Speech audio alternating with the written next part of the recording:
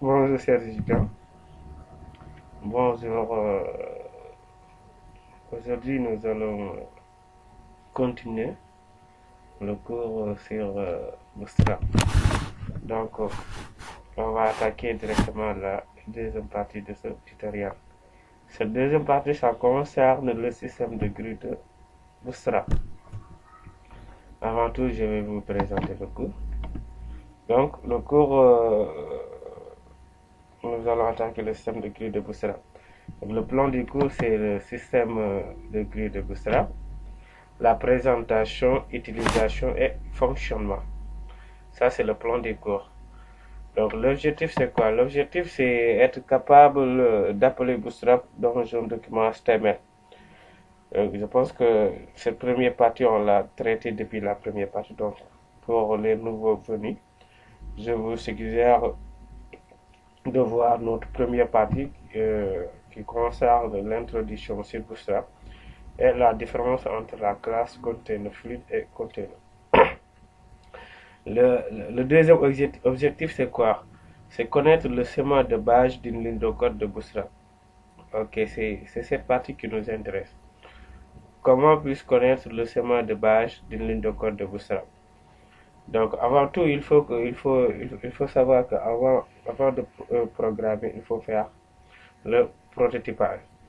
Donc, pour la présentation, en conception web, comme en typographie, en publication assistée par l'ordinateur ou une grille est un quadrillage invisible. En conception web, c'est-à-dire avant de développer un site web, il faut d'abord réaliser le prototypage. Le prototypage, par exemple, c'est comme en typologie, en typographie. C'est-à-dire le gars, avant aussi d'entamer les sentiers, il va recevoir un plan d'architectural. Et ce plan-là, c'est la même chose qu'en programmation. Avant de programmer, il faut d'abord faire le prototype. Donc, de voir quelles sont les entités qui vont agir avec quelle entité. Donc, comment vous allez présenter votre site web, comment vous allez positionner votre site web. C'est ça le prototypage. Donc, avant de conceptionner, retenez qu'il faut faire le prototypage. Il y a plusieurs logiciels qui nous permettent de faire le prototypage, comme le Jasmine Mind, ça permet de faire le prototypage. Il y a aussi des logiciels en ligne qui nous permettent de faire le prototypage. Donc il faudra avoir la connexion, créer votre fenêtre de connexion déjà. Donc toutes les outils vous seront présentés pour faire votre prototypage. C'est ce prototypage-là que vous allez présenter au client. Si le client valide le prototype, donc vous allez commencer la conception. Donc, avant tout aussi, retenez qu'un ordinateur, un ordinateur est composé d'une grille. Si, soit on le sait, soit on ne le sait pas. C'est-à-dire, euh, avec la taille de n'importe quel ordinateur du monde, tout, tout ordinateur a un système de grille. Ce système de grille est un quadrillage qui est invisible. Nous-mêmes, nous ne pouvons pas le voir, mais en réalité, ça existe. C'est quoi un système de grille? Un système de grille, c'est un contenu qui contient des colonnes et des lignes. C'est-à-dire, c'est un quadrillage qui est représenté sous forme de lignes et sous forme de colonnes. Donc, si par exemple j'ai par exemple mon ordinateur, là je dispose d'un ordinateur portable. Donc, vous voyez tout ça, tout, tout l'écran là, donc il est composé d'un quadrillage qui est invisible. Et cette quadrillage n'est rien d'autre que d'un ensemble de lignes et de colonnes. Donc, Bootstrap, ce qui fait sa particularité avec les autres frameworks, c'est son système de grille. Ça nous permet de positionner les éléments, de voir quels sont les éléments qu'on va positionner en haut, ou bien à droite, à gauche, ou bien en bas. Donc ça, c'est le système de grille de Bootstrap qui nous permet de le faire. Donc c'est important de savoir positionner les éléments, donc agencer les éléments. Un grid est découpé en rangées row, donc tout ce qui est en rangée, c'est-à-dire sous forme de ligne, on l'appelle row. Tout ce qui est sous forme de colonne, on l'appelle on l'appelle col. Par exemple, par exemple, si je prends cette bannière-là, tout ça, on l'appelle row. Donc, tout ce qui sépare là, donc tout ce qui se situe en haut vers le bas, on l'appelle le colonne. On l'appelle la colonne, c'est le col en anglais. En anglais, les lignes, on les appelle row. Donc les colonnes, on les appelle colonnes. Ok, le grill. C'est quoi le grill de Bootstrap? Ça, on a un exemple. Par exemple, ici, vous comprenez par là qu'on a un ordinateur. Donc l'ordinateur, il est là. Donc, comment est schématisé le système de grille? Tout ça, c'est la taille de l'ordinateur. Tout ça. Donc, c'est la taille de l'écran qui est là. La taille de l'écran. Donc, vous voyez la flèche là, cette flèche là. Donc, tout ça, c'est l'écran. Donc, comment est représenté le système de grille? Donc, je vous avais dit que le système de grille est une croix de glace qui est invisible. Donc, on ne le voit pas, mais ça existe réellement. Donc, tout ce qui est, tout ce qui est représenté horizontalement, on les appelle comment? On les appelle les rows, ce sont les lignes. Les lignes. Voyez, là on a combien d'écrans? Un, 2, 3, 4, 5. On a 5 écrans qui est représenté ici. Prenons la première ligne, le col MD12. Ça, on a un écran de type portable.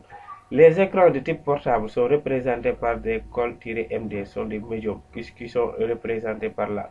Les ordinateurs de type portable ont des écrans, ont des colonnes qu'on appelle les MD, les ordinateurs portables. Donc, la taille maximale, dorénavant, il faut retenir que la taille maximale de n'importe quel écran du monde est délimitée à 12 colonnes. Ça, il faut que ça soit clair. La taille maximale de n'importe quel écran du monde, que ce soit un smartphone, que ce soit une tablette, que ce soit un ordinateur portable, que ce soit un ordinateur de bureau, que ce soit une télévision, la taille maximale est composée de 12 colonnes. Là, vous voyez ça, on a une colonne de 3, 4 jusqu'à 12 colonnes. Ça, c'est la taille maximale. Mais on a une seule ligne. C'est-à-dire les éléments peuvent être représentés comme si, c'est-à-dire côte à côte. Côte à côte. Ou bien les éléments peuvent être représentés. Chacune va prendre un espace de 12 colonnes. C'est ce qui signifie la première ligne. La deuxième ligne, là, on a un écran dont la taille maximale est 12 colonnes. Mais la taille est séparée en deux parties. La taille est séparée en deux parties égales. C'est-à-dire les éléments peuvent être aussi représentés comme ça. On a des éléments à 6 colonnes qui est représenté à gauche, vers la gauche, et les éléments à 6 colonnes qui sont représentés vers la droite. Donc, les éléments peuvent être aussi représentés comme ça. Sur la troisième ligne, on a un écran de 12 colonnes, mais dont les éléments sont séparés, dont les éléments sont représentés comme ci. C'est-à-dire, on a à gauche de 4 colonnes, les premiers éléments vont occuper les 4 colonnes vers la droite. Les deuxièmes éléments vont occuper le milieu à 4 colonnes, et les derniers éléments vont occuper à gauche de 4 colonnes. Ça veut dire la taille ne doit pas dépasser 12. Mais c'est un concept plus complexe. Donc, si par exemple si par exemple on attaque la partie du codage, l'utilisation et fonctionnement, vous allez comprendre que c'est un concept qui est difficile à représenter, mais dont l'application est plus facile l'écran. Donc, sur la quatrième ligne aussi, on a aussi, par exemple, une ligne de 12 colonnes, l'écran qui est composé de 12 colonnes maximum, dont les éléments sont représentés côte à côte, mais que chaque élément occupe 2 colonnes. Les éléments vont occuper 2 colonnes, mais sont représentés côte à côte de la même chose que la dernière ligne. La grue est un système de grue fluide, oui, un système de grue de CSS. Donc, tout ce qu'on utilise en Bootstrap, ce sont des éléments CSS, des classes CSS. On va manipuler les classes pour nous permettre de communiquer avec Bootstrap. Bootstrap, tout ce qu'on utilise jusqu'ici, ce sont des classes. Les classes tirent le dépendance CSS au fichier bootstrap.min.css. Cette question-là a été résolue sur la partie 1.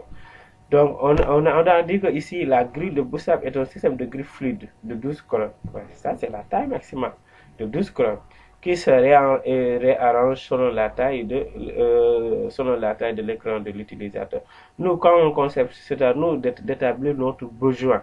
Donc, notre besoin, ça va, nous, on va par exemple dire que nos premiers éléments là, on veut qu'ils se positionnent vers la gauche. L'autre, on veut qu'il se positionne vers la droite, ainsi de suite. Donc, les éléments vont se réarranger selon la taille de l'écran de l'utilisateur. Parce qu'on a plusieurs types de l'écran de l'utilisateur. Un visiteur peut avoir peut avoir un smartphone, ou bien une tablette, ou bien quoi d'autre, un ordinateur portable, ou bien un ordinateur de bureau, ou bien aussi quoi, ou bien une télévision. Donc, n'importe quel outil que l'utilisateur dispose pour visiter notre site doit être capable de s'adapter avec cet outil. C'est ce qui fait la particularité sur Bootstrap. Donc là, on l'avait dit, chaque row sera divisé en un groupe horizontal de colonnes. C'est ce cas-là. Donc chaque row, chaque ligne sera divisé en groupe horizontal de colonnes. Donc là, on a les types d'écran. Les types d'écran, on a les écrans de smartphone qui sont représentés comme point call avec le préfixe point call, ou bien avec le préfixe point call-sm, ou bien avec call-xs. Donc les tablettes aussi sont représentées par call-sm ou bien call-md. Les ordinateurs de portable aussi sont représentés par call-md ou bien, oui, par call-md. Les ordinateurs de bureau sont représentés par call-lg. Les grands écrans comme la télé sont représentés par call-xl. Donc, ne vous en faites pas, on va bientôt attaquer la partie utilisation et fonctionnement. Comme ça, vous allez comprendre ce qui se passe réellement, les gars. Donc, on va attaquer cette partie. Donc, je vous exhorte à lancer votre éditeur de texte. Donc, dans mon cas, j'ai Atom. Si par exemple si vous avez Sublime Text, essayez de lancer Sublime Text, les gars. Essayez de lancer Sublime Text en même temps que moi. Donc moi, je vais lancer Atom comme. Donc je lance Atom. J'attends que l'Atom se met en place. Oui, c'est ça, Atom. Donc je vais parcourir pour prendre le dossier STIO qui était dans mon bureau. STI, oui, STI était dans mon bureau. Bingo, c'est ça. Donc je vais fermer toutes les autres fenêtres qui ne m'intéressent pas du tout. Ok. Je pense que on était là. Vous êtes tous là, n'est-ce pas? C'est bon.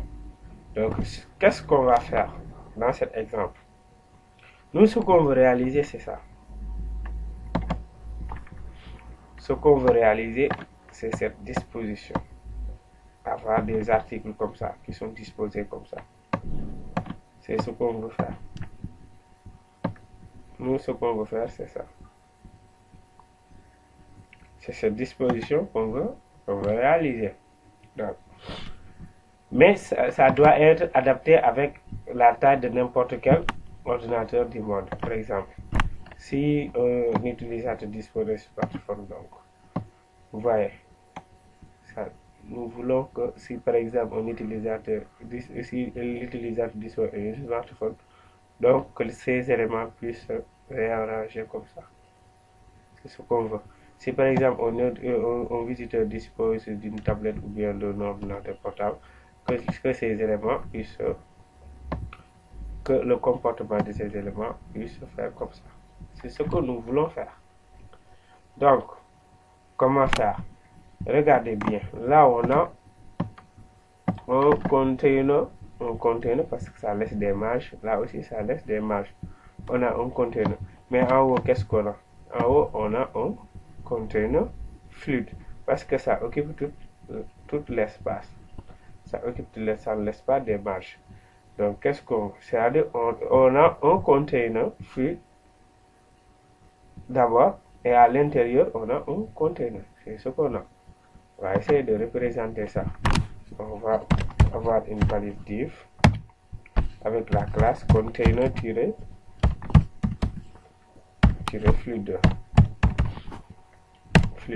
À l'intérieur, qu'est-ce qu'on a? À l'intérieur, on a une valise div avec la classe container.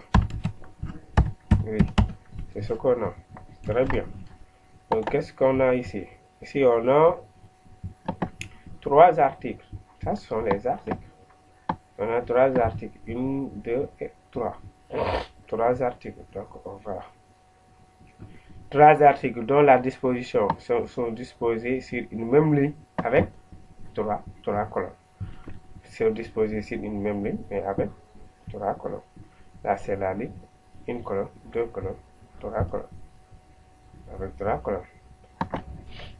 On va avoir une base div de classe row pour avoir la ligne div de classe row. Donc, on a la ligne. Donc, on a les articles. La ligne et les articles. Les articles. Moi, je dispose d'un ordinateur de type d'un ordinateur portable. Donc, je vous avais dit que pour les ordinateurs portables, c'est on va appeler la classe call-md. Classe call-md. Ce qui suit doit être un chiffre. Donc, regardez bien. Là, ici, j'ai 3 articles. 1, 2, 3 articles. Vous avez dit que la taille de n'importe quel ordinateur du monde est de 12. Donc, pour avoir cette disposition, il faut essayer de communiquer avec l'ordinateur. Qu'est-ce qu'on veut faire? On veut représenter 3 articles.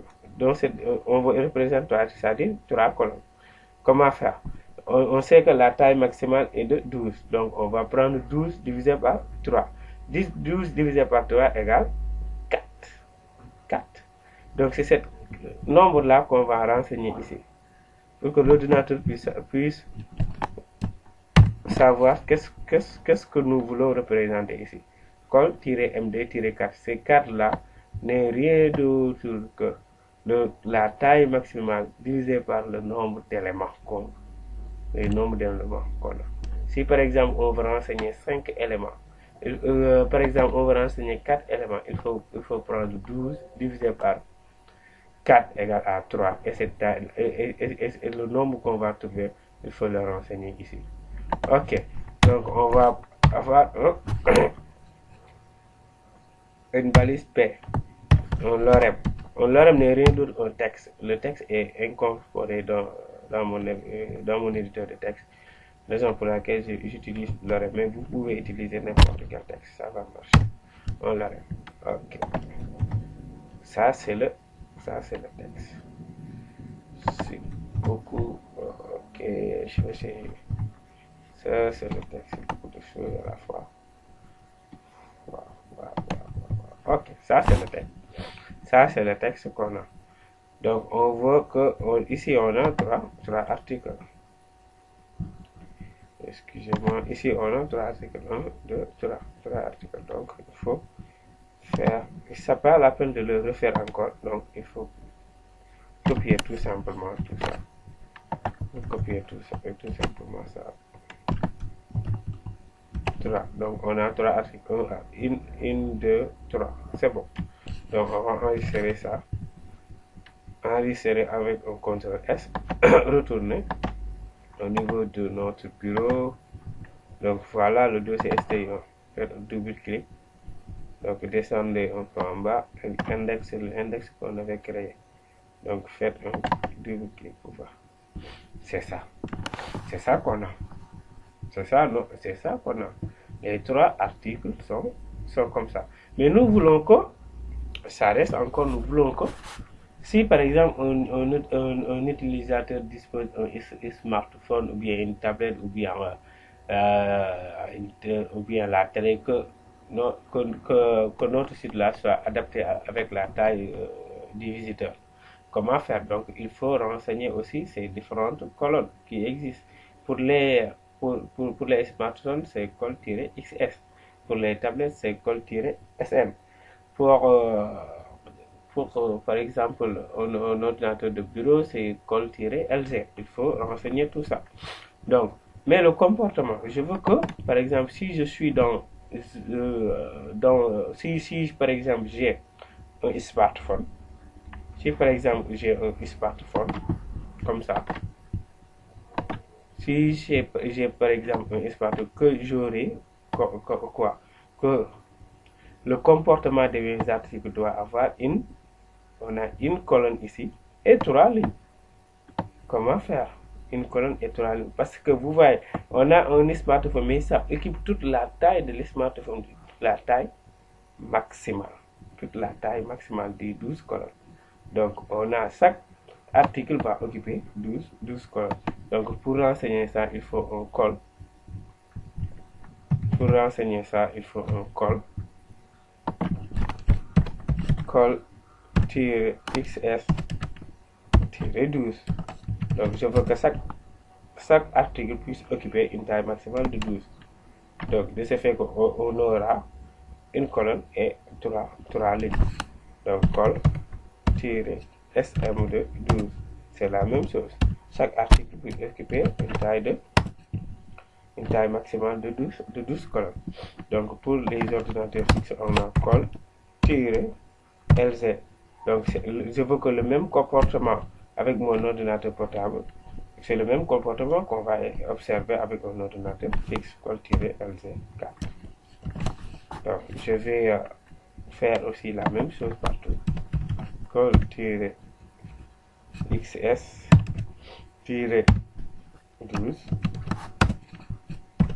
Col-SM 12. Que je vais respecter l'agencement, mais c'est pas important. Le fait que vous respectez l'agencement, c'est pas important. Col-LG 4. Je vais aussi faire la même chose ici. Col-XS-12. Ok. Col-SM-12. Ok. Col-LZ-4. Col-LG-4. C'est ça. Donc je vais observer qu'est-ce qui... Je vais tout observer pour voir. J'actualise. Ok. C'est bon. Donc je vais réduire la fenêtre pour voir. Ok, c'est très bien. Donc chaque article occupe une colonne de 12. C'est-à-dire, occupe la taille maximale de 12 colonnes. C'est-à-dire, ici, on a 3 lignes et une colonne. Ça, c'est très bien. C'est très bien. Mais toujours, on n'a pas ça, toujours. Parce qu'ici, il y a des images. Il y a les images. Mais dans notre cas, on n'a pas des images.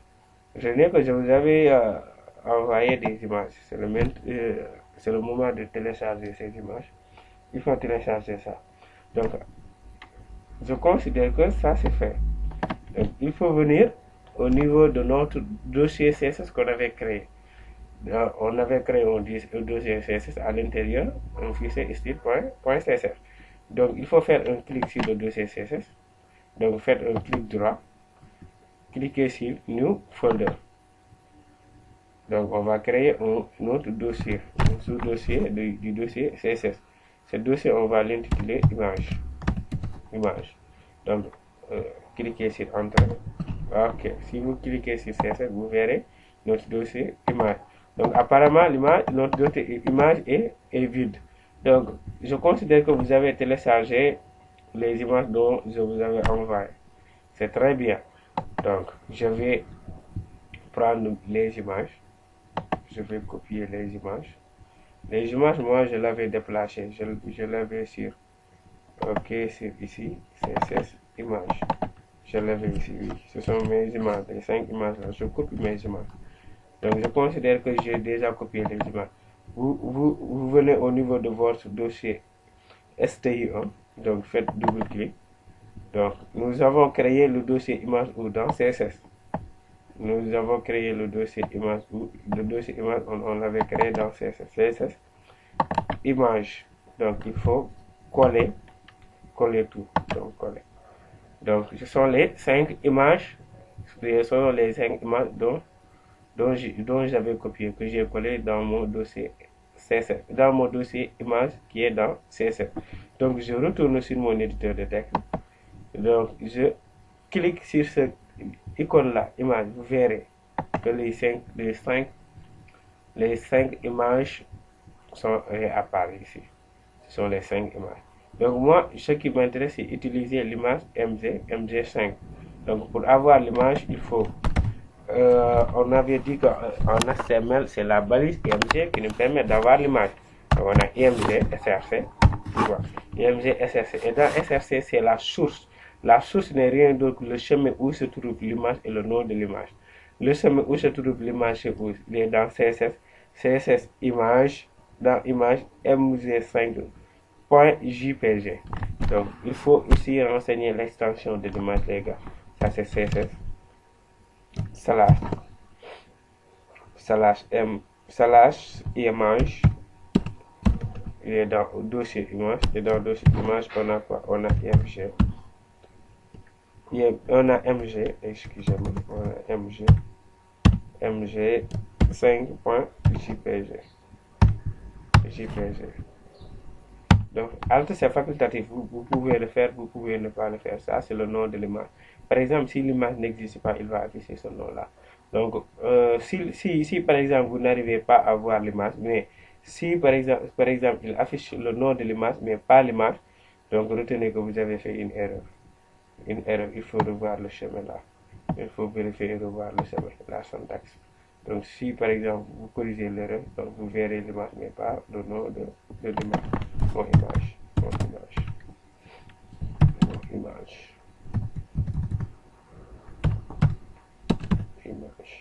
Ça, c'est le nom. Image 1. Exemple. Image 1. Donc, je copie la même chose. Je veux l'image partout. L'image sera la même partout. Je copie. Je colle. Donc, je vais en bas aussi. Je copie, je colle. Donc, je change l'image, le nom de l'image 2, exemple, image 3 aussi. Image 3. J'active. Et donc, je change avec CTRL S. Je retourne sur mon navigateur ici, STI1. Donc, j'actualise. Ok, voilà. Vous voyez, les images sont réapparues. Ça veut dire qu'on a une chose qui représente à ceci. On a une chose qui représente à ceci. Ça, c'est très bien. Qui va laisser aussi des marges. Donc, on a les marges. Une chose qui représente à ceci. Qui ressemble à ceci. Donc, on a une chose qui ressemble à ceci. Ça, c'est très bien. Ça, c'est très bien. Mais ça reste encore parce qu'ici, on a un bouton. Donc, je vous avais dit qu'en Bootstrap, on manipule les classes. Donc, de grâce, il faut apprendre la prise de main de Bootstrap. Je vous ai envoyé les documents. Essayez d'exercer-vous à la maison, de faire un maximum d'exercices. À la fin de ce chapitre, à la fin du chapitre de Bootstrap, Donc, chaque groupe de 2 personnes va présenter un chiffre complet. C'est le moment de bien suivre. Ok, on a un bouton. Donc, pour les boutons, il y a la balise button qui nous permet d'avoir les boutons. Button, comme ça. La balise button. Mais effacer tout ça. Ça ne nous intéresse pas. Nous, on manipule les classes. Classe égale. Donc, les classes des boutons, il y a le BTN. Il y a plusieurs classes, mais je vais essayer de citer quelques. Le BTN, tirer, success. Donc, le bouton se met en vert, success. Le bouton se met en vert. Button, la classe BTN-success. Donc, je mets lire la suite. Lire la suite. Je reviens dans STO, j'actualise. Vous voyez, ça c'est lire la suite va apparaître. Mais regardez, si par exemple je change l'accès par danger, le bouton se met en rouge. Le bouton se met en rouge. Se met en rouge. Ça c'est très bien. Si par exemple je mets à la place de success, je mets primarie en bleu, primarie en bleu, le bouton se met en bleu, primarie, le bouton se met en bleu. Donc pour voir tout ça ça existe ici, on a plus de le bouton se met en bleu. Ok les gars, je pense que c'est tout pour aujourd'hui. Donc on vous donne, si aussi vous avez des questions ou bien des suggestions à faire, n'hésitez pas à laisser un commentaire. Mais aussi si par exemple le tuto vous a plu, n'hésitez pas à faire une petite touche sur le bouton abonner. Abonnez-vous de ce que vous recevrez donc d'autres tutos. Ok, merci beaucoup et à bientôt.